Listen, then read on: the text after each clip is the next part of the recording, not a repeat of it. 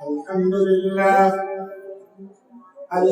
لله نحمده ونستعينه ونستغفره ونؤمن به ونتوكل عليه ونعوذ بالله من شرور أنفسنا ومن سيئات أعمالنا من يهده الله فلا مضل له ومن يضلله فلا هادي له ونشهد أن لا إله إلا الله وحده لا شريك له ونشهد أن سيدنا وسندنا وشفيعنا وحبيبنا وطبيبنا ومولانا محمد صلى الله عليه وعلى آله وصحبه أجمعين. أما بعد فأعوذ بالله من الشيطان الرجيم. بسم الله الرحمن الرحيم. قل هل يستوي الذين يعلمون والذين لا يعلمون. وقال الله تبارك وتعالى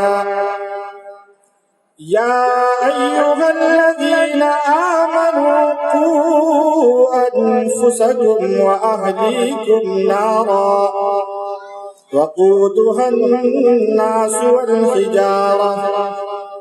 وقال الله تبارك وتعالى يرفع الله الذين آمنوا منكم والذين أوتوا العلم درجات. صدق الله مولانا العظيم. قال النبي صلى الله عليه وسلم لا يؤمن أحدكم حتى أكون هواه تبعا لما جئت به. وقال النبي صلى الله عليه وسلم كلكم راع وكلكم مسؤول عن رعيته. وقال النبي صلى الله عليه وسلم الدين والنصيحة. وقال النبي صلى الله عليه وسلم العلم نور. وصدق رسوله النبي الأمي الكريم ونحن على ذلك لمن الشاهدين والشاكرين والحمد لله رب العالمين. يا رب صل وسلم دائما أبدا على حبيبك خير الخلق كلهم.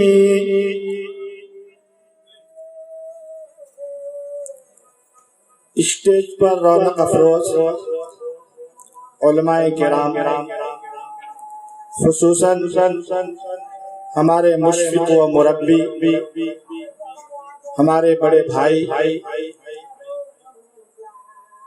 حسنین عرف صوفی صاحب، اسی طریقے سے اس بزم کی صدارت جو فرما رہے ہیں وہ میرے بڑے بھائی قاری نسیم اختر صاحب،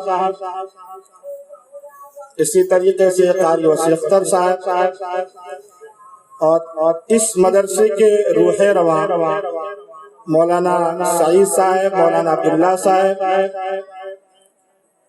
اور مولانا شاہد صاحب، اور مجھ سے پہلے جو خطیب ذیشان آپ کے سامنے خطابت فرما گئے حضرت مولانا مفتی مذکر صاحب اور دیگر علماء کرام اور سامعین عظام اور پردہ نشین خواتین، السلام علیکم ورحمۃ اللہ وبرکاتہ۔ بھائی ایک بات ذہن میں رکھیے، سلام کرنا سنت ہے اور جواب دینا واجب ہے۔ اس لیے غلط فہمی کو دور کرنے کے لیے جب کوئی زور سے سلام کرے تو جواب بھی زور سے دینی چاہیے، نہیں تو سامنے والے کو غلط فہمی ہوتی ہے کہ یہ جواب ہی نہیں دے رہے. بات سمجھ میں آ رہی ہے نا؟ اس لیے کبھی بھی سلام کیا جائے تو زور سے جواب دے، وہ بہتر ہے. السلام علیکم ورحمۃ اللہ وبرکاتہ. وعلیکم السلام ورحمۃ اللہ وبرکاتہ. ماشاء اللہ. یہ بلوا اس لیے رہا ہوں کہ میں چیک کر رہا ہوں کہ آپ لوگ سو رہے ہیں یا جاگ رہے ہیں، کیونکہ بھوک بھی لگی ہوگی، وقت بھی زیادہ ہو رہا ہے. اور یہاں کے اعتبار سے تو نہیں ہے، یہاں تو پوری رات لوگ بیٹھے رہتے ہیں، لیکن ہم لوگوں کی طرف ایسا نہیں ہوتا ہے. بہت زیادہ ہوا تو 11 سے 12 بجے تک. اس لیے میں بار بار بیچ میں آپ سے بلواتا رہوں گا تاکہ معلوم ہو کہ آپ سن رہے ہیں یا سو رہے ہیں. آئیے چند شعر میں بھی سنا دیتا ہوں.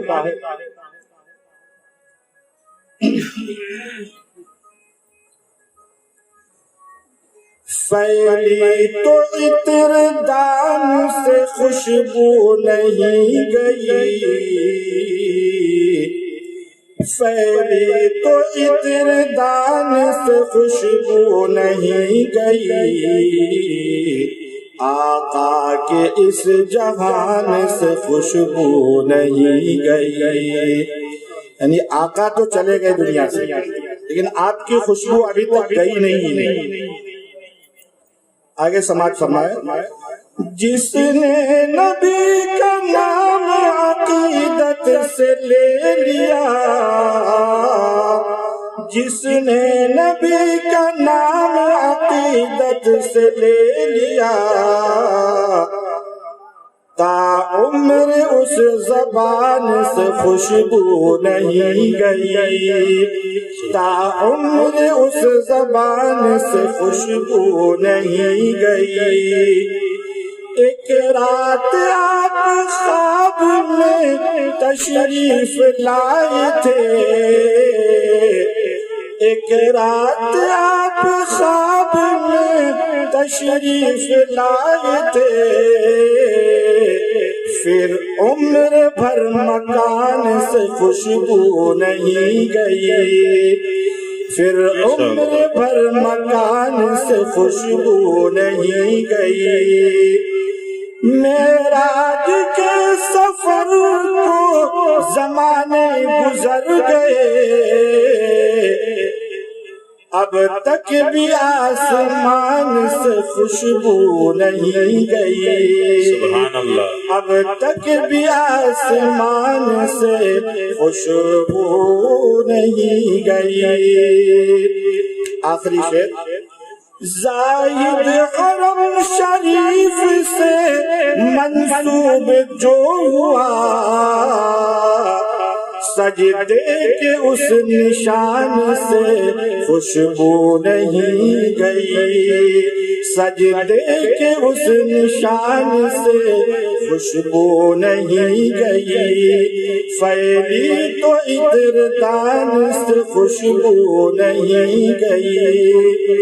درود شریف پڑھ لیں. اللہم صلی علی سیدنا مولانا محمد وعلی آل سیدنا مولانا محمد وبارک وسلم. دیکھا جائے تو بیان تو اصل ہو چکا. اب ہمارے میزبان کا حکم ہے، اس لیے حکم کی تعمیل کے لیے میں بیٹھ گیا ہوں. تو انشاءاللہ کچھ نہ کچھ پیغام آپ کو دے دیا جائے اصلاح معاشرہ کے عنوان سے. اب تعلیم کے اوپر تو حضرت نے بات کہی دی، جو کچھ باتیں رہ گئی ہوگی میرے تجربے کے اعتبار سے، کیونکہ یہ ناچیز مکتب خود چلاتا ہے اور مکتب میں پڑھاتا بھی ہے اور مکتب کا نظام بھی سنبھالتا ہے. اس لیے اس سے جو تجربات ہیں اسے بھی آپ کے سامنے عرض کرنی ہے. اور وہی بچے ہمارے یہاں آتے ہیں جو اسکول جاتے ہیں، صبح میں اسکول جاتے ہیں، دوپہر میں ٹیوشن جاتے ہیں، اور شام کو جب تھک ہار کر آتے ہیں تو مدرسے آتے ہیں. وہاں کا ایسا نظام ہے، یہاں کا کیا نظام ہے وہ تو معلوم نہیں ہے. لیکن جیسے کہ مولانا نے عرض کیا، علم جو ہے وہ بہت ضروری ہے، اس لیے کہ اللہ کے رسول صلی اللہ علیہ وسلم نے ارشاد فرمایا کہ علم نور ہے، جب علم نور ہے تو جہل جو ہے وہ ظلمت، اندھیرا ہی اندھیرا۔ جہاں نور ہمارے پاس آیا وہاں روشنی ہوئی اور اندھیرا غائب ہو گیا۔ اس لیے آدمی یہ نہ سوچے کہ ہم تو جاہل ہیں، ہمیں تو نہیں آتا ہے، تو یہ عذر اللہ کے یہاں کام نہیں آئے گا۔ اللہ فرمائیں گے تمہارے پاس وقت تھا،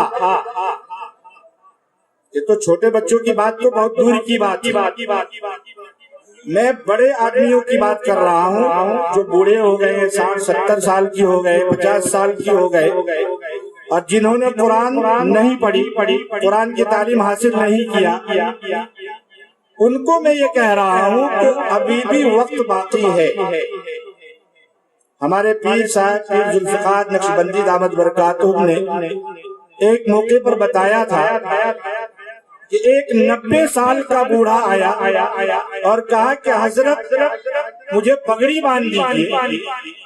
حضرت نے کہا پگڑی باندھ دیجیے، کس چیز کی خوشی میں پگڑی باندھ دوں؟ کہا کہ حضرت میں حافظ قرآن ہو گیا۔ حضرت بہت تعجب سے دیکھنے لگے، 90 سال کا بوڑھا حافظ قرآن ہو گیا۔ کہا کہ حضرت ہاں میں حافظ قرآن ہو گیا۔ تو جب 90 سال کا بوڑھا قرآن کے اوپر محنت کیا، اس کے اندر شوق پیدا ہوا، جذبہ پیدا ہوا، اور اس نے محنت کی تو حافظ قرآن ہو گیا۔ اور قرآن میں تو بار بار کہا ہے سورہ قمر کے اندر، بھائی قرآن کو ہم نے آسان کر دیا ہے، کس کے لیے؟ جو اسے یاد کرنا چاہتا ہے، جو یاد ہی نہیں کرنا چاہتے اس کے لیے آسان کیسے ہو جائے؟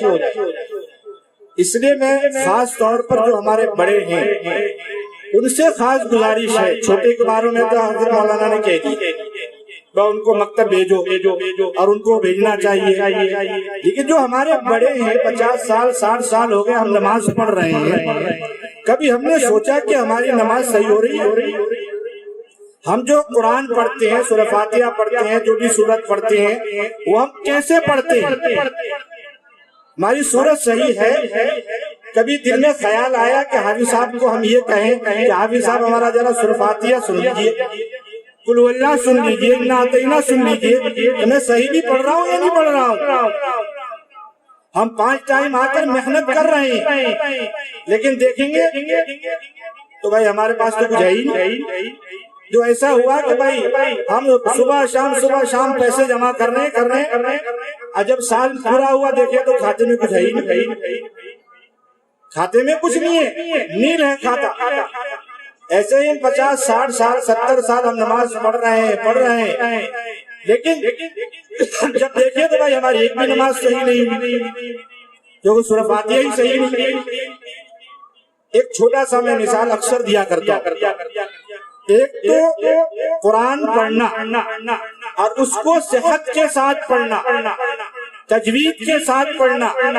بھائی ہم نے ایک گھر بنا دیا، گھر کے اندر دیوار بھی ہوتی ہے، دیوار کے بعد اس کے اوپر پلاسٹر ہوتا ہے، اور پلاسٹر کے بعد آخری جو کام ہوتا ہے وہ کلر کا کام ہوتا ہے نا۔ اب صرف دیوار بنا کے چھوڑ دیے تو اچھا نہیں لگتا، گھر تو بن گیا ہے، تیار ہو گیا، لیکن اگر پلاسٹر کر دے اور خوبصورت لگتا ہے، اور اس کے بعد اگر کلر کر دیا جائے تو سونے پہ سہاگا۔ تو یہی مثال قرآن کا لے لیجیے، تجوید سے پڑھنا، صحت کے ساتھ پڑھنا، یہ مکمل مکان بنانے کی مثال کی طرح۔ ایک چھوٹا سا مثال کہ آپ نے تجوید نہیں پڑھی، چلیے قرآن کو صحت کے ساتھ پڑھنا نہیں سیکھا۔ قرآن میں ایک آیت ہے، الا بذکر اللہ تطمئن القلوب، خبردار ہو جاؤ کہ دلوں کا اطمینان جو ہوتا ہے وہ اللہ کے ذکر سے ہوتا ہے۔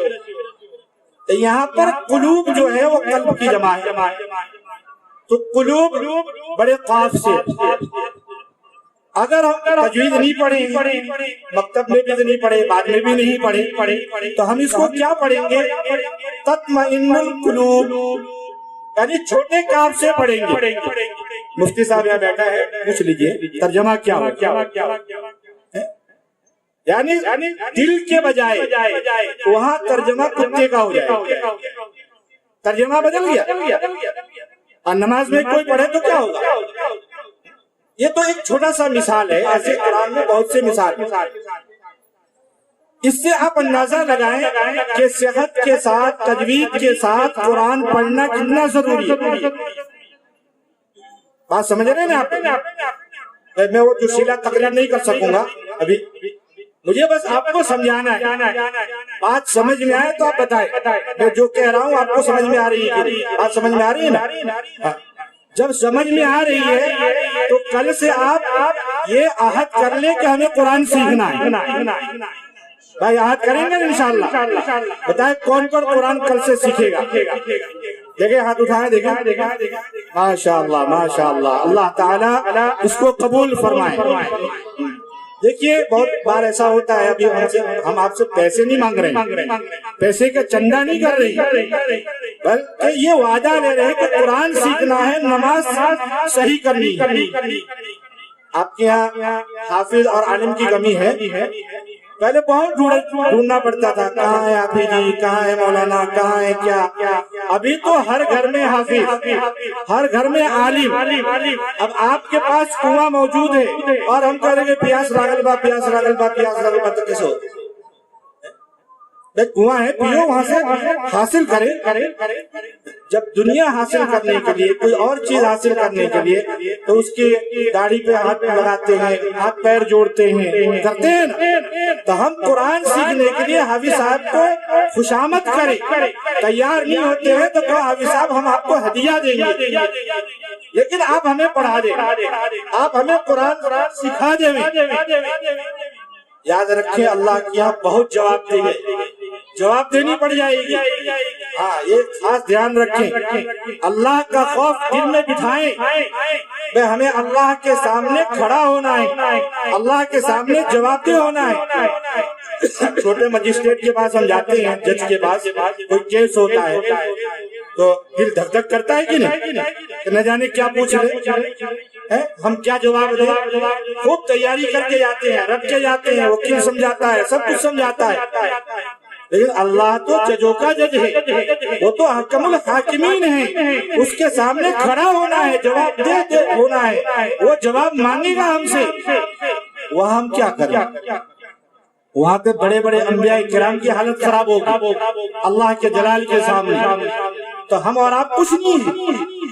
اس لیے پہلا پیغام میرا یہی ہے، جو قرآن، جو بڑے بڑے ہمارے حضرات ہیں، نوجوان ہیں، جو مدرسہ نہیں گئے، مکتب نہیں گئے، نہیں سیکھا، تو اب سے آپ شروع کریں۔ دیکھو کل شب برات ہے، 15ویں شعبان کی رات ہے، کل اللہ فیصلہ کریں گے، فیصلہ کریں گے کہ پورے سال میں کس کو مرنا ہے، کون کون زندہ رہے گا، کس کو کتنی روزی دی جائے گی، یہ ساری چیزیں کل لکھ دیا جائے گا اور پھر شب قدر میں حوالے کیا جاتا ہے۔ یہ موضوع میرا آج کا نہیں ہے، کہنے کا مقصد ہے کل سے اگر آپ شروع کر دیں گے تو آپ کا نام لکھا جائے گا کہ دیکھو یہ شروع کیے تھے۔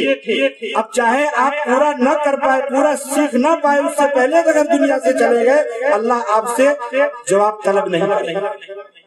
بات سمجھ رہے ہیں نا؟ تو یہ کام آپ کو کل سے شروع کر دینا ہے، سیکھنا ہے۔ ایک ایک حافظ صاحب کو پکڑیے، ایک ایک مولانا کو پکڑیے، اگر وہ تیار نہیں ہونا ہے آپ ان کو ہدیہ دیجیے، ہم آپ کو ہدیہ دیں گے، آپ ہمیں ٹائم دیں، جو ٹائم دیں گے اس ٹائم کا ہم ہدیہ دیں گے، آپ کو نذرانہ دیں گے، لیکن ہمیں جو صورت یاد ہے اس کو صحیح کرا دیجیے، ٹھیک ہے نا بھائی؟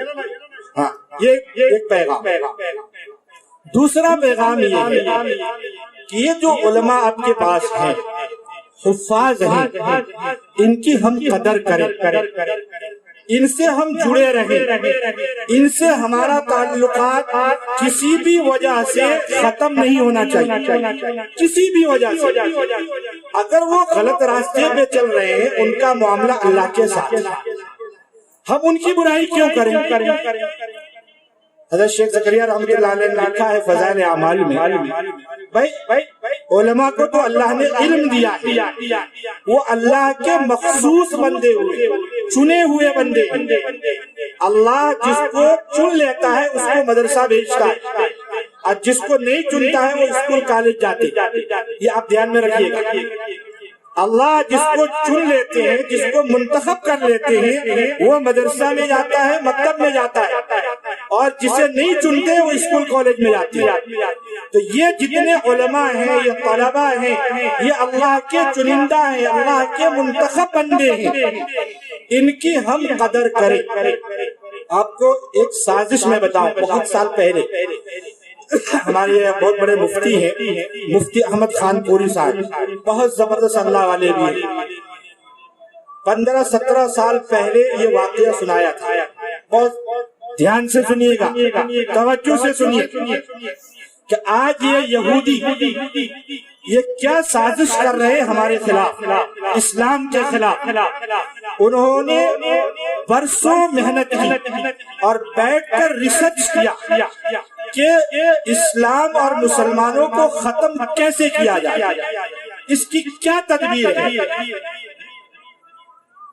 مشورہ کرنے کے بعد ایک نتیجے پر پہنچے، اگر 3 کام ہم کر دیں تو اسلام خود بخود ختم ہو جائے گا، مسلمان ختم ہو جائے گا۔ وہ 3 چیزیں کیا ہیں جو انہوں نے فیصلہ کیا تھا؟ اس میں سب سے پہلی چیز کہ عوام کا تعلق علماء سے کاٹ دیا جائے۔ بات سمجھ رہے ہیں نا؟ عوام کا تعلق علماء سے کاٹ دیا جائے۔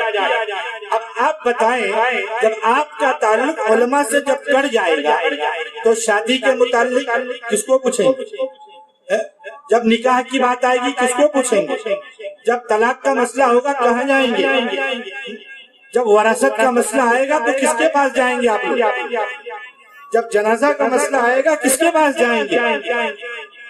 آدھی سے زیادہ دین جو ہے وہ علماء کے ساتھ وابستہ ہے۔ ان سے تعلق اگر ختم تو سمجھیے کہ خود بخود آپ کی زندگی سے دین ختم ہوتے چلا جائے گا۔ مختصر یہ کہ انہوں نے یہ سازش کی اور یہ نتیجہ نکالا، سب سے پہلا نتیجہ کہ عوام کو علماء سے کاٹ دیا اور ایسی بدگمانیاں پیدا کر دیا جائے کہ علماء سے خود بخود یہ کٹتے چلے جائیں۔ اے فلاں مول صاحب تو ایسے ہیں، اے فلاں مول صاحب تو ایسے ہیں، وہ تو ایسے کرتے ہیں، مولانا صاحب تو ایسے کرتے ہیں۔ وہ کیسے کرتے ہیں وہ آپ اس کا محاسبہ نہ کریں، اللہ کرے گا اس کا محاسبہ۔ بھائی ہم امام صاحب کے پیچھے نماز پڑھتے ہیں تو ہم کیا نیت کرتے ہیں؟ میں نیت کرتا ہوں 2 رکعت نماز امام صاحب کے پیچھے۔ اب امام صاحب جو کچھ کرے ہم کو اس سے کیا لینا دینا ہے؟ ہمیں تو پیچھے پڑھ لینا ہے۔ حضرت مولانا قاسم نانوتوی رحمۃ اللہ علیہ کے بارے میں ایک جگہ پڑھا تھا، حضرت فرمایا کرتے تھے کہ 2 کام میں مجھے بہت مزہ آتا ہے۔ ایک تو یہ کہ امام کے پیچھے نماز پڑھنی، امام کے پیچھے ہم نے نماز پڑھ لی اور نماز میں کیا کیا کیا نہیں کیا اس کا جواب اللہ کیا وہ دے، ہم تو پڑھ لیے۔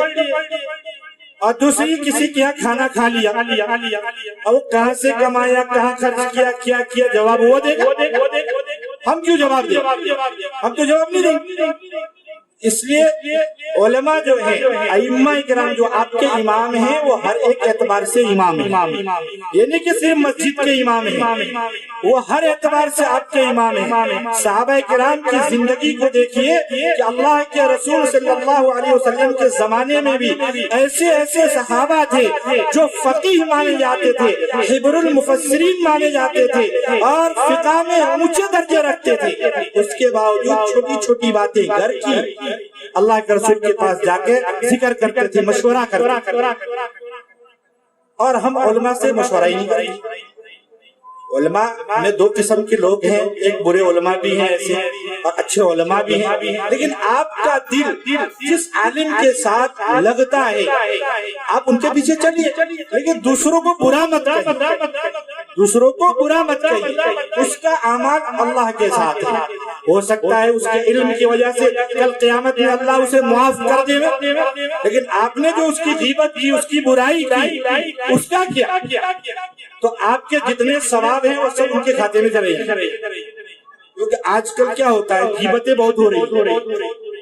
اصلاح معاشرہ کا ایک کڑی یہ بھی ہے، ہم نکڑ پر بیٹھ جاتے ہیں اور وہاں بیٹھ کے 4-5 آدمی بیٹھ گئے، اور عورتیں سن رہی ہیں نا، عورتوں کی بھی یہ حالت ہے، 4-5 عورتیں بیٹھ گئی، شروع ہو گیا ہوگا، اے فلانوا تو ایسے ہے، اے وہ تو ایسے ہے، فلاں تو اس نے کیا، اس نے اس کا زمین ہڑپ لیا، اس نے اتنا مکان۔ برائی کرنے سے ہمیں کیا فائدہ ہے بھائی؟ کچھ ملتا ہے؟ اگر ہم 4 بیٹھ کر کسی کے خلاف کوئی بات ہم کر رہے ہیں تو کیا وہ چیز ہم کو مل جائے گی؟ نہیں ملے گی، لیکن ہمارا جو ثواب ہے اس کے کھاتے میں جائے گا اور اس کا گناہ ہمارے کھاتے میں آ جائے گا۔ تو یہ فری میں ہم کیوں ثواب دے رہے ہیں؟ اس لیے غیبت بہت خطرناک گناہ ہے، یہاں تک کہ اللہ کے رسول صلی اللہ علیہ وسلم نے فرمایا الغیبۃ اشد من الزنا، حالانکہ زنا بھی بہت خطرناک ہے۔ زنا جب انسان کرتا ہے تو اس وقت اس کا ایمان جو ہے وہ دل سے نکل جاتا ہے۔ جب وہ زنا کرتا ہے، جب زنا سے فارغ ہو گیا وہ ایمان آ جاتا ہے۔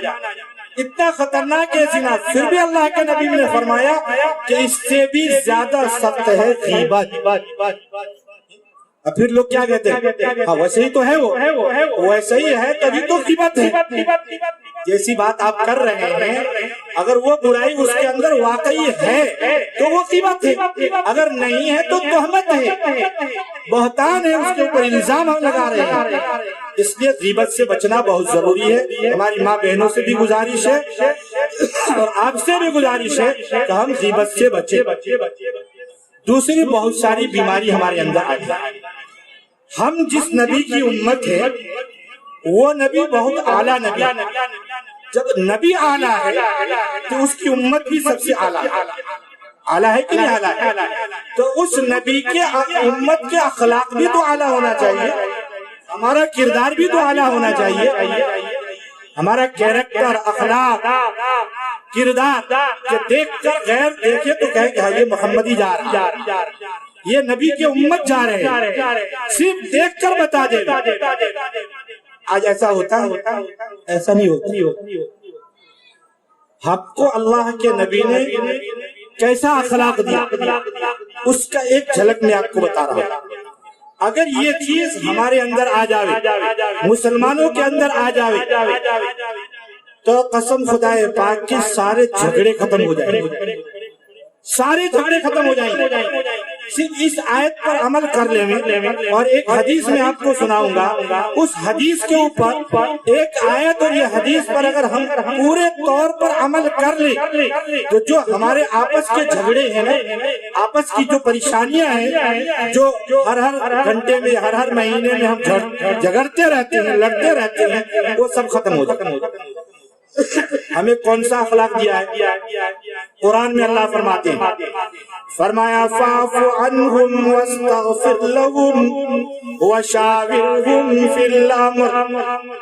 اللہ فرماتے ہیں جب کسی سے کوئی غلطی ہو جاوے، جب کسی سے کوئی غلطی ہو جاوے، کسی سے کوئی قصور ہو جائے تو فرمایا فَاعْفُ عَنْهُمْ، اسے معاف کر دو۔ پہلا اسٹیج کیا کہا؟ معاف۔ انسان تو ہے، فرشتہ تو نہیں ہے۔ اگر غلطی ہو گئی، چاہے وہ بھائی ہو، چاہے وہ پڑوسی ہو، چاہے وہ کوئی بھی ہو، غلطی ہو گئی، وہ کہہ رہا ہے غلطی ہے، تو قرآن نے کیا کہا؟ فَاعْفُ عَنْهُمْ، اسے معاف کر دو، وَاسْتَغْفِرْ لَهُمْ، آگے فرمایا کہ معافی کے ساتھ ساتھ اس کے لیے استغفار کرو کہ اللہ میں تو معاف کر دیا، تو بھی معاف کر دے۔ کتنا اچھا اخلاق بتایا ہے. دنیا کے کسی مذہب میں آپ ڈھونڈیں گے تلاش کریں گے یہ اخلاق جو ہے کسی مذہب میں نہیں ہے. قرآن نے یہ اخلاق بتایا ہے. فرمایا فاعف عنہم واستغفر لہم وشاورہم فی الامر. فرمایا اسے معاف بھی کر دو, اس کے لیے استغفار بھی کرو, اور تمہارے گھر کے معاملے اگر ہوں اس میں اس کو مشورے میں بھی شامل کرو. کس میں شامل کرو؟ مشورے میں. اب یہ آخری درجے کی یہ اخلاق ہے, آخر درجے کی بہت ہی عمدہ اخلاق. جب دل صاف ہوگا تبھی تو مشورے میں ہم بلائیں گے. بھائی جب دل صاف ہو جائے گا, بہت مرتبہ ایسا ہوتا ہے کہ ہم معاف تو کر دیتے ہیں, ٹھیک ہے چلو دو چار آدمی کہا سنا معاف کر دیا, لیکن دل میں ہوتا ہے یہ کبھی موقع ملے گا تو دیکھوں گا, ہاں کبھی موقع ملے گا تو دیکھوں گا. تو اسی لیے کہا کہ اس کے لیے استغفار کر, اور استغفار کے ساتھ کہا کہ اپنے مشوروں میں شامل کرو, اپنے مشورے میں شامل کرو. صحابہ سے یہ بات ملتی ہے کہ حضرت ابو بکر رضی اللہ تعالیٰ عنہ ایک صحابی کی کفالت کرتے تھے, ایک صحابی کی کفالت کرتے تھے, یعنی ان کا خرچہ ان کے ذریعے سے چلتا تھا. لیکن جب حضرت عائشہ رضی اللہ عنہا پر تہمت لگایا گیا, منافقوں نے تہمت لگائی, تو آدمی ہے, بشر ہے, کان کے کچے کوئی ہوتا ہے تو بھائی وہ بھی شامل ہو جاتا ہے, تو وہ بھی اس میں شامل ہو گئے. ان کو بھی ایسا تھا کہ یہ بات صحیح ہے, یہ بات صحیح ہے, وہ بھی شامل ہو گئے تھے ان لوگوں کے ساتھ میں. تو حضرت ابو بکر صدیق رضی اللہ تعالیٰ عنہ کو معلوم ہوا تو انہوں نے کہا کہ اچھا میری بیٹی کے ساتھ اس طریقے سے یہ کر رہا ہے, خرچہ میں چلا رہا ہوں, آج کے بعد خرچہ بند. لیکن اللہ کے رسول صلی اللہ علیہ وسلم کو جب معلوم ہوا تو اللہ کے رسول صلی اللہ علیہ وسلم نے کہا نہیں, خرچہ چالو رکھو, خرچہ چالو رکھو. تو صحابی تھے, صحابی محفوظ ہوتا ہے, معصوم نہیں ہوتا, اس سے گناہ ہوتا ہے لیکن اللہ اسے معاف کر دیتا ہے, وہ گناہ پہ باقی نہیں رہتی. صحابہ کرام. تو کہنے کا مطلب یہ ہے کہ یہ جو تین اخلاق ہمیں بتائے ہیں, معاف کر دینا, اس کے لیے استغفار کرنا, اور تیسرے نمبر پر مشورے میں شامل کرنا. اور آگے دوسری آیت میں اللہ فرماتے ہیں کہ مومن کی شان کیا ہے. تو مومن کی شان فرمایا وَالْكَاظِمِينَ الْغَيْظَ وَالْعَافِينَ عَنِ النَّاسِ, وَالْكَاظِمِينَ الْغَيْظَ وَالْعَافِينَ عَنِ النَّاسِ.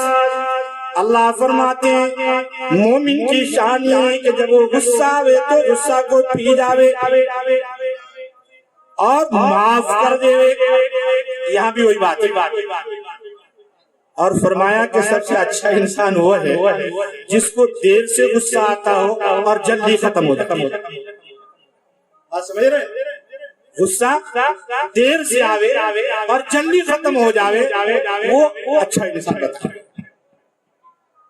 تو قرآن میں جگہ جگہ فرمایا گیا.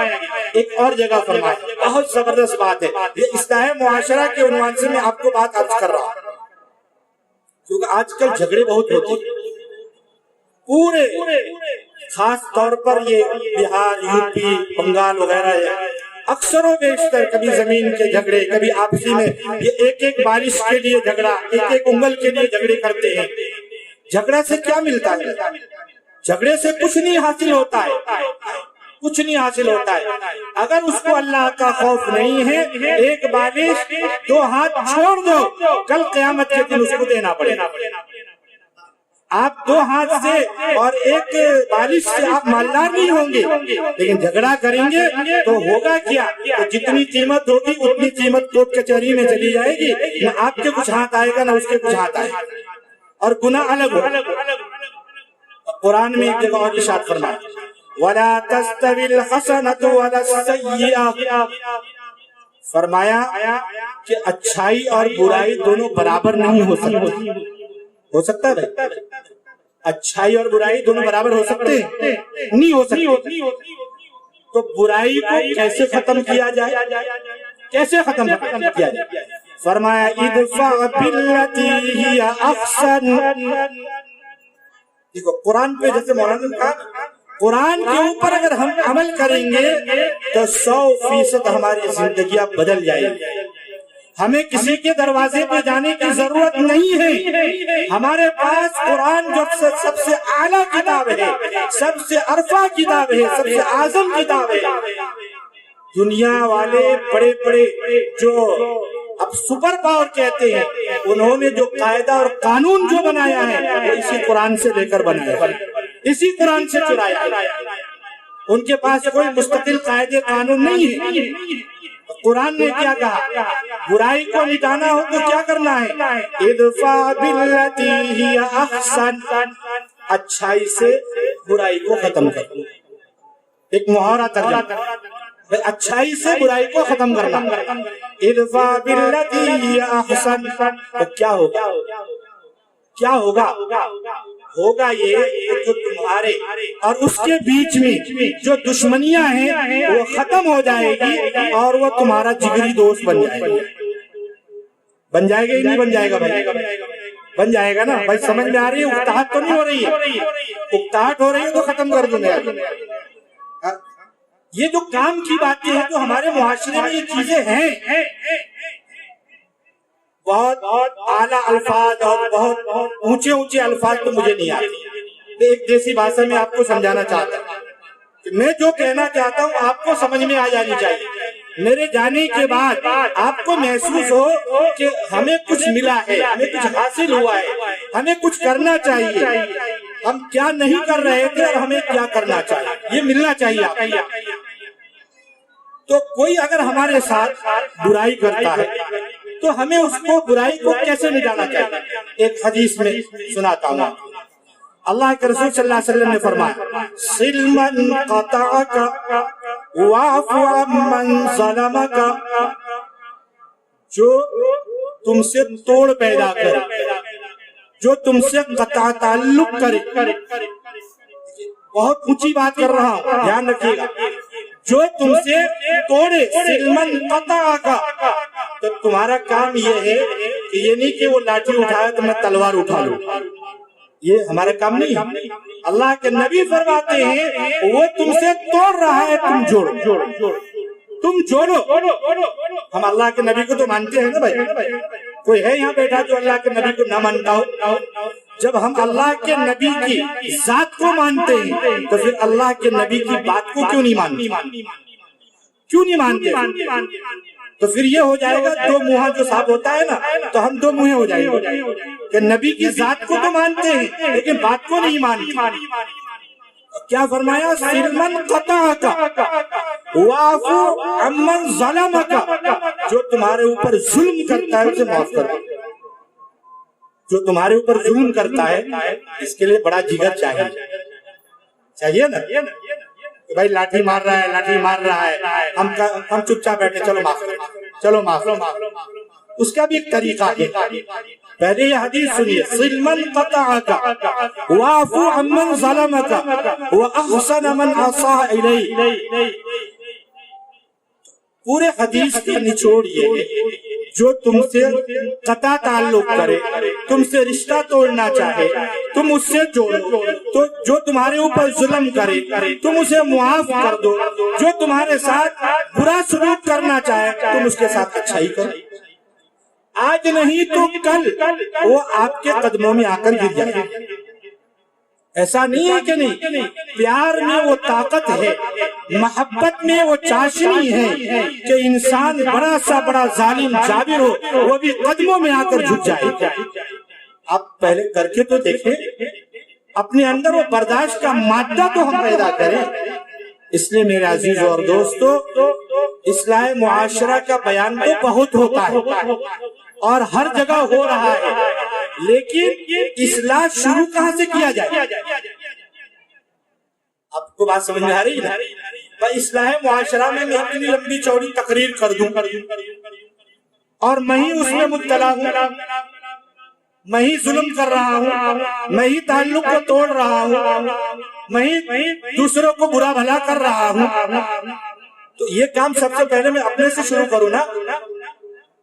ہر آدمی اپنے سے اگر اصلاح معاشرہ کی شروعات کر دے، ابتدا کر دے کہ میں اپنے آپ کو سدھاروں گا، میں اپنے آپ کو اچھا بناؤں گا، پھر اپنے گھر والوں کو صحیح کروں گا، پھر اپنے بیوی بچوں کو، پڑوسی کو صحیح، سب خود شروع کر دیں گے. کسی کو کہنے کی ضرورت ہی نہیں پڑے گی. پڑے گی بھائی؟ نہیں پڑے گی. اب آپ بھی کہہ رہے ہیں ذرا ٹھیک ہو جانا، وہ کہتے ہیں آپ صحیح ہو جائیے، خود صحیح نہیں ہو رہے. ہم صرف کہہ رہے ہیں، کر نہیں رہے ہیں. تو کہنا بھی ہے، کرنا بھی ہے، دونوں کام کرنا ہے. تو جا کے انشاءاللہ ہمارا جو معاشرہ ہے، اٹھنا بیٹھنا چلنا پھرنا، یہ بالکل صحیح ہو جائے گا اور ہمارے گھروں کے اندر سکون آئے گا.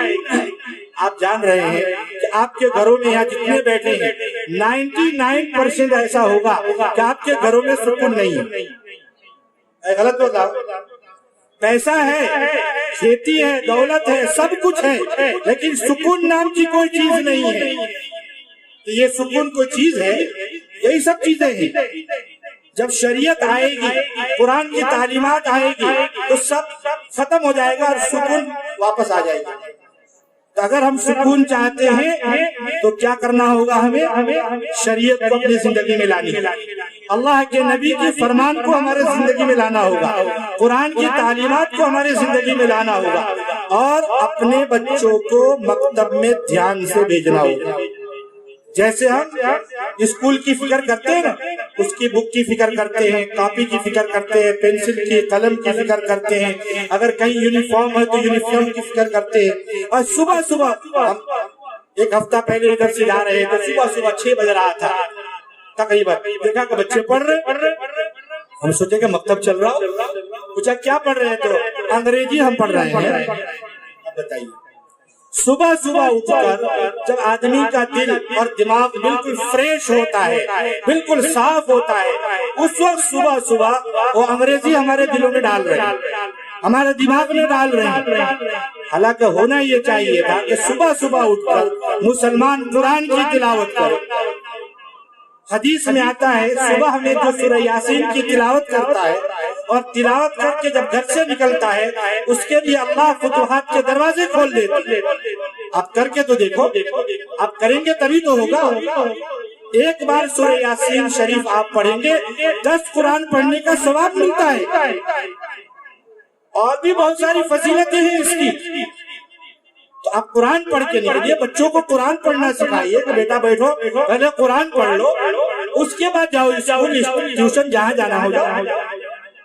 لیکن یہ ہمارے دماغ میں کیوں نہیں آتا ہے؟ یہ مجھے سمجھ میں نہیں آتا کہ ہمارے دماغ میں یہ انگریزی تعلیم اتنا زیادہ بیٹھ گیا ہے کہ ہماری توجہ جو ہے وہ قرآن سے اور علم دین سے بالکل ہٹ گیا. بس ٹھیک ہے، ایک رسم کے طور پر ہم بھیج دیتے ہیں، چلو ٹھیک ہے مدرسہ میں جا کے بعد دیکھا. ارے جا رہا ہے، کیا کر رہا ہے؟ آج اس کا ایگزام آ جاوے، امتحان آ جاوے، ہم کتنے فکر مند ہو جاتے ہیں. مولانا ایگزام ہے، کچھ دعا بتا دیجئے، کچھ کہہ دیجئے. لیکن کبھی کسی آدمی نے ایمانداری سے آپ بتانا، کوئی آدمی ایسا ہے کہ جو اپنے بچے کو عالم بنا رہا ہو اور عالمیت کے ایگزام کے وقت کسی مولانا سے ملا ہو اور بولا ہو کہ میرا لڑکا عالمیت بن رہا ہے، عالم بن رہا ہے، حافظ بن رہا ہے، ایگزام ہے، میرا دعا کر دیجئے؟ ایک بھی، اتنے سارے میں ایک بھی بتا دو. آخر کیوں ہمیں اس کی فکر کیوں نہیں؟ کیونکہ بچہ ڈاکٹر بن جائے گا، انجینئر بن جائے گا، بیرسٹر بن جائے گا، جج بنے گا، نوٹ لائے گا. اس میں کتنے ایسے ہیں جس کے بچے انجینئر، وکیل، ڈاکٹر ہیں اور آپ کو اتنا موٹا پیسہ لا کے دے رہا ہے؟ وہ جیسے جائے گا ویسے ہی اس کے پیسے جائیں گے. یہ بات یاد رکھیے گا. اگر اس کی زندگی میں دین نہیں ہے تو وہ ماں باپ کو ماں باپ نہیں سمجھے گا، وہ پیسے کو اصل چیز سمجھے گا. وہ آپ کو پیسہ نہیں دے گا. ابھی اتنے دن آیا, کتنے لوگ میرے پاس آئے کہ اس کو ہم نے انجینئر بنا دیا, اس کو ہم نے فلاں بنا دیا. وہ باپ کو تو جانتا ہی نہیں ہے, ماں کو تو کچھ سمجھتا ہی نہیں ہے. کتنی ماں ایسے ہیں جو ترستی ہے کہ میرا بیٹا کہ مجھے امی جان کہے, وہ بھی نہیں کرتا ہے. لیکن پیسے ہم نے اس کے پیچھے ایسا لگایا, ایسے پانی کے جیسے بہایا, نوکری کر کے کدال چلا کر ہل چلا کر اسے سب کچھ بنا دیا, لیکن دین سے دور رکھ. تو کیسے وہ ماں باپ کی عزت کرے؟ نہیں کرے. ماں باپ کی عزت, ماں باپ کی قدر یہ مدرسہ سکھاتا ہے, مکتب میں سکھائے جاتے ہیں. اس لیے اگر آپ اپنی عزت کو باقی رکھنا چاہتے ہیں اور آپ کے بچے آپ کی عزت کریں, آپ کو کما کے کھلائیں اور بڑھاپے میں آپ کے سہارا بنے, تو ان کو دین کی تعلیم دیں, یہ ضروری ہے. اور ایک بات, ایک چھوٹا سا 1-2 منٹ کا واقعہ میں سنا دوں.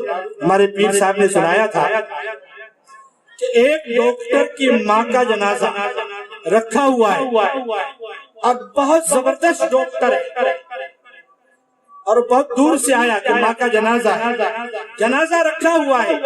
وہ ادھر ادھر ٹہل رہا ہے اور رو رہا ہے. لوگ دلاسا دے رہے ہیں, ارے ہر ایک کو جانا ہے, یہ بھی چلی کل ہمیں بھی جانا ہے, آخر کیوں رو رہے اتنا؟ اس وقت اسے افسوس ہو رہا ہے کہ میں ماں کے جانے پر نہیں رو رہا ہوں, میں تو اس لیے رو رہا ہوں جس ماں اور جس باپ نے اپنے گاڑی کمائی سے مجھے ڈاکٹر بنایا, آج میں اس کے جنازے کی نماز نہیں پڑھا سکتا, مجھے جنازہ پڑھانا ہی نہیں آتا. کیا فائدہ ہوا؟ کیا فائدہ ہوا؟ اس لیے ہمیں ڈاکٹر بھی ضرورت ہے. ایسا نہیں کہ ہم کہتے ہیں کہ ڈاکٹر نہ بناؤ, ہمیں ڈاکٹر ضرورت ہے, ہمیں انجینئر کی ضرورت ہے, ہمیں وکیل کی ضرورت ہے, ہمیں جج کی ضرورت ہے, سب چیز کی ضرورت ہے, لیکن سب دیندار ہوں گے تو ہی دین کو فائدہ ہوگا, آپ کو فائدہ ہوگا, مسلمان کو فائدہ ہوگا. اگر وہ دیندار نہیں ہوں گے تو جیسے مولانا نے بھی کہا کہ وہ ڈاکٹر جا کر سب کو ذبح کر دے, تو صرف ڈاکٹر ہی ذبح نہیں کرتا ہے, وکیل بھی ذبح کرتا ہے, جج بھی ذبح کرتا ہے, بیرسٹر بھی ذبح کرتا ہے, انجینئر بھی ذبح کر رہا ہے. کیوں؟ اس لیے کہ اس نے بہت پیسے خرچے کیے اور اس کے دماغ میں دین کا علم نہیں ہے, دینی فکر نہیں ہے, دینی سوچ نہیں ہے, اس لیے وہ ایسا کرتا ہے. اس لیے آپ ڈاکٹر انجینئر اپنے بچیوں کو بھی بناویں, کوئی حرج نہیں. آج لوگ بچیوں کو ڈاکٹر بنا رہے نا. آپ کے علاقے میں کتنے مسلم ڈاکٹر ہیں, عورت بتا سکتے آپ؟ پورے آپ کے علاقے میں, چاہے وہ یہ اتکپریا ہو یا بگاڑی ہو یا سمرا ہو یا آپ کا مرغیا ٹولہ ہو, یہ پورا علاقہ گرواہ کا, آپ بتا سکتے ہیں کہ کتنے ایسے ڈاکٹر یعنی ڈاکٹرین عورت مسلم ہے؟ بتا سکتے ہیں؟ ایک یا دو ہوگی شاید, لیکن سرجن نہیں ہوگی. تو اتنے سارے ہمارے بچے اور بچیاں کالج جا رہے ہیں, اسکولوں میں جا رہے ہیں, پھر بھی ہمارے پاس کمی ہے نا. اگر ہمارے پاس لیڈیز ڈاکٹر ہوتی تو ہماری عورتیں, ہماری بہنیں کسی غیر مسلم مرد کے پاس ڈیلیوری کے لیے تو نہیں جاتی. آج ہمیں مجبوری میں وہاں بھیجنا پڑتا ہے. یہ اصل کام ہے, یہ کام ہم کیوں نہیں کرتے؟ اس لیے میرے بھائیوں, یہ اصلاح معاشرہ اور تعلیم کے عنوان سے یہ جلسہ رکھا گیا تھا. اس لیے میں آپ سے کہوں, یہاں آپ کا مدرسہ بھی چلتا ہے, مکتب چل رہا ہے, آپ اس کا تعاون کریں, ہر اعتبار سے تعاون کریں.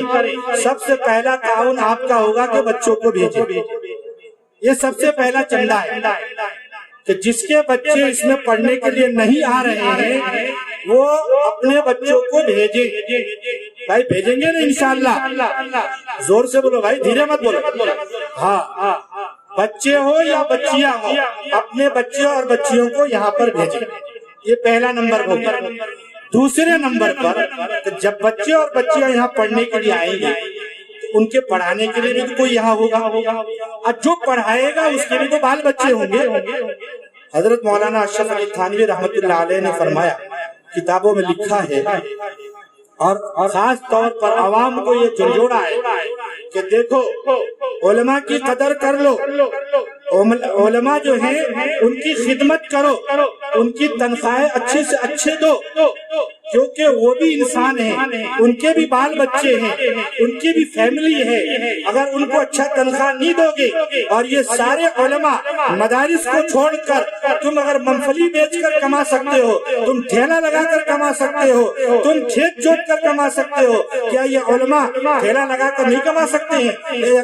کھیت جوت کر نہیں کما سکتے ہیں؟ دکان لگا کر کما نہیں سکتے ہیں؟ اگر یہ سب مدارس چھوڑ کر اگر یہ کمانے میں لگ گئے تو یاد رکھو ایک زمانہ آئے گا کہ جو یہ ٹوپیاں دکھ رہی ہے اور یہ جو مسلمان نظر آ رہے ہیں وہ سب کے سب ختم ہو جائے گا، سب کے اندر کفر داخل ہو جائے گا۔ یہ ہمارے بڑے بہت پہلے کہہ چکے ہیں، اس لیے پہلا چندہ آپ کا یہ ہے بچوں کو بھیجیں، بچیوں کو بھیجیں۔ آج کل کیا ہو رہا ہے، جوان بچیاں 17-18 سال کی ہاسٹل میں رہ رہی ہیں، کالجوں میں جا رہی ہیں، لیکن مدرسہ میں بھیجنے کے لیے بڑھنی ہو گئی ہے۔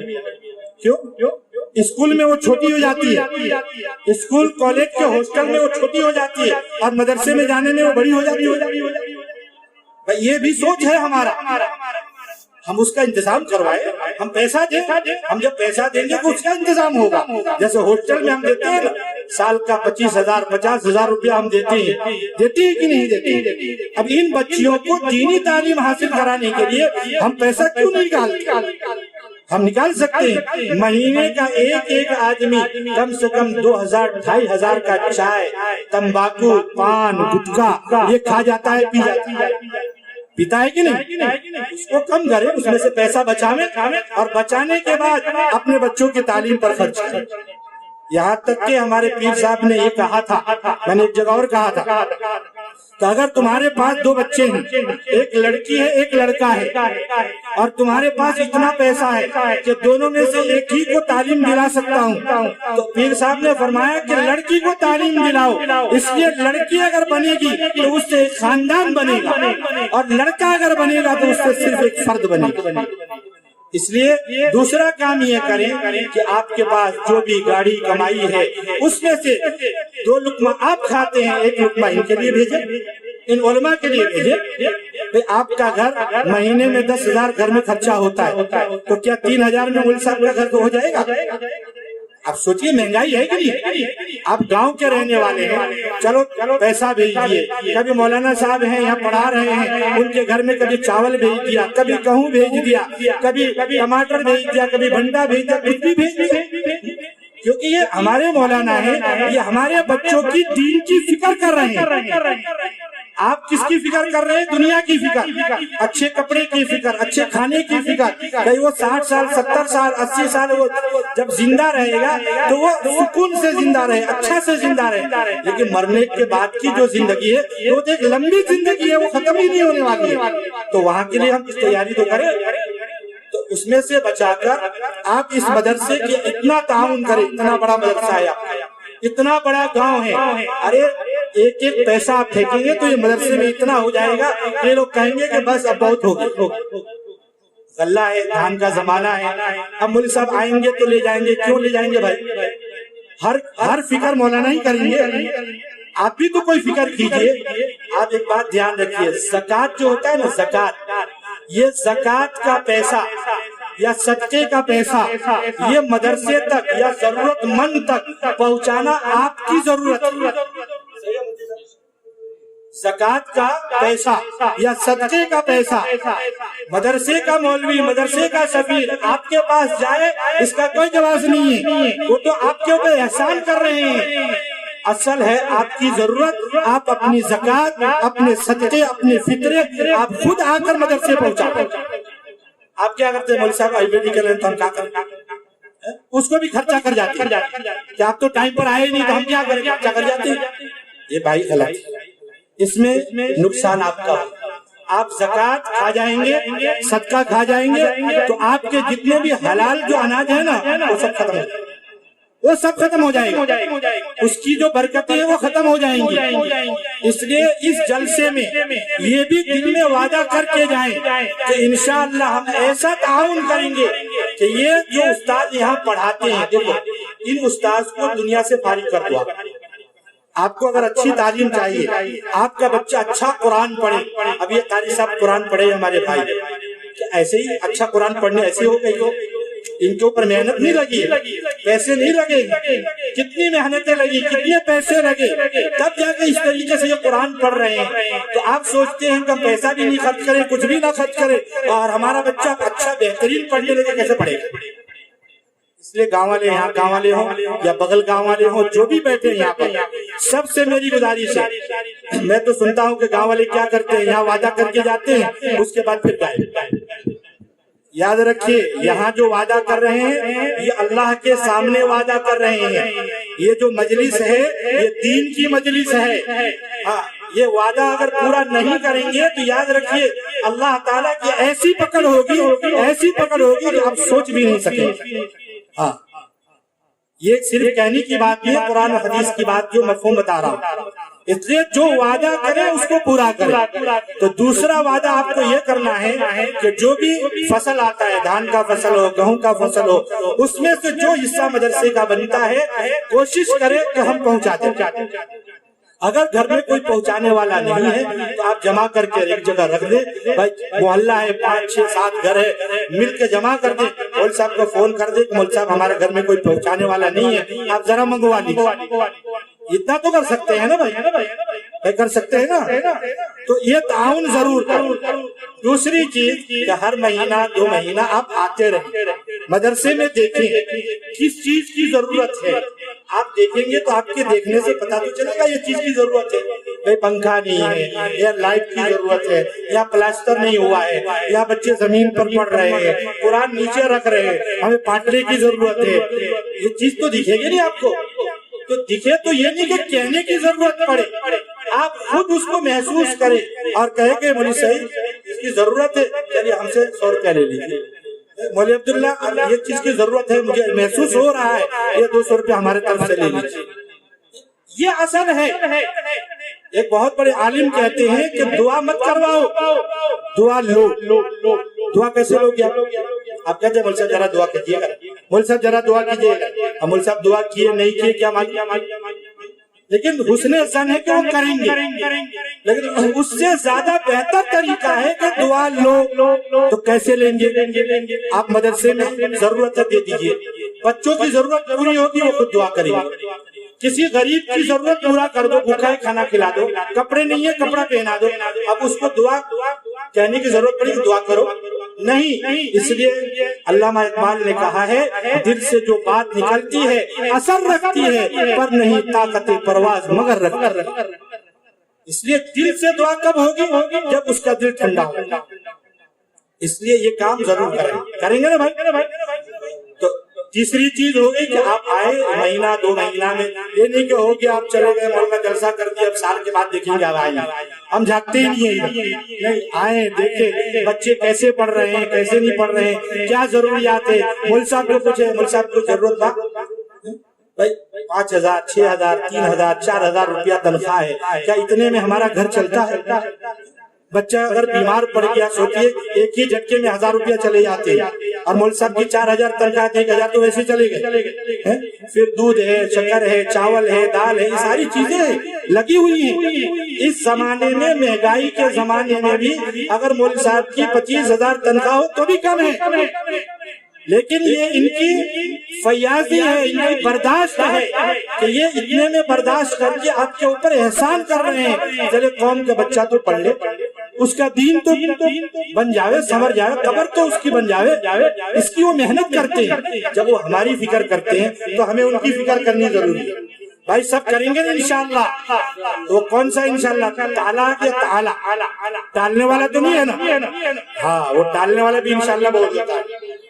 چلیے تیسری چیز ہو گئی۔